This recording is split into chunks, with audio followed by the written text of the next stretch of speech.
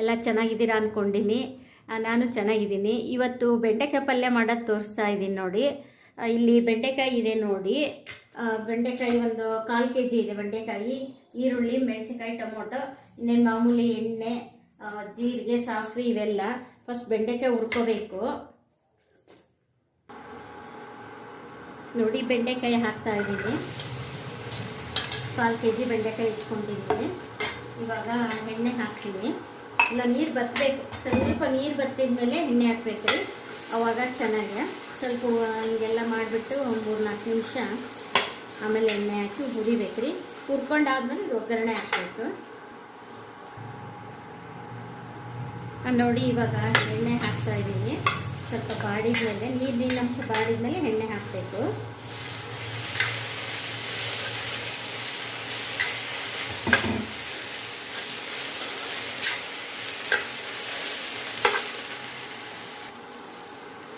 ನೋಡಿ, ಈ ಥರ ಆಗಿದೆ ಬೆಂಡೆಕಾಯಿ.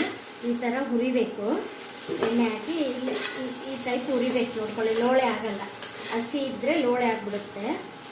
ಅದಕ್ಕೋಸ್ಕರ ಈ ಟೈಪ್ ಹುರ್ಕೋಬೇಕು. ಇವಾಗ ಒಗ್ಗರಣೆ ಹಾಕ್ತೀನಿ.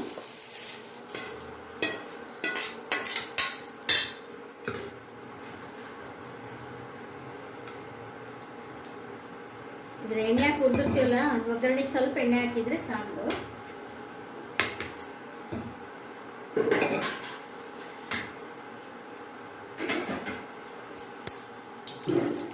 ನೋಡಿ, ಎಣ್ಣೆ ಕಾದಿದೆ. ಸಾಸಿವೆ ಹಾಕ್ತೀನಿ, ಜೀರಿಗೆ ಹಾಕ್ತೀನಿ,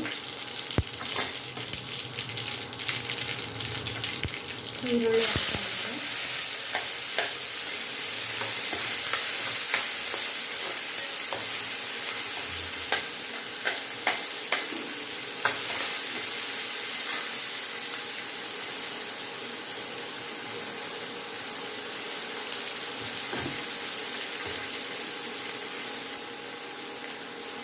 ಇದು ಸ್ವಲ್ಪ ಒಗ್ಗರಣೆ ಮಾಡಿದ್ಮೇಲೆ ಟೊಮೊಟೊ ಹಾಕಬೇಕು ರೀ.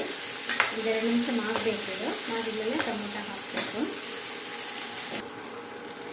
ನೋಡಿ. ಇವಾಗ ಒಗ್ಗರಣೆ ಮಾಡಿದೆ. ಇದು ಟೊಮೊಟೊ ಹಾಕ್ತೀನಿ. ಆಮೇಲೆ ತೆಂಗಿನಕಾಯಿ ತುರಿ ಹಾಕ್ತಾ ಇದ್ದೀನಿ. ಆಮೇಲೆ ಸ್ವಲ್ಪ ಉಪ್ಪು ಹಾಕ್ತಾ ಇದ್ದೀನಿ.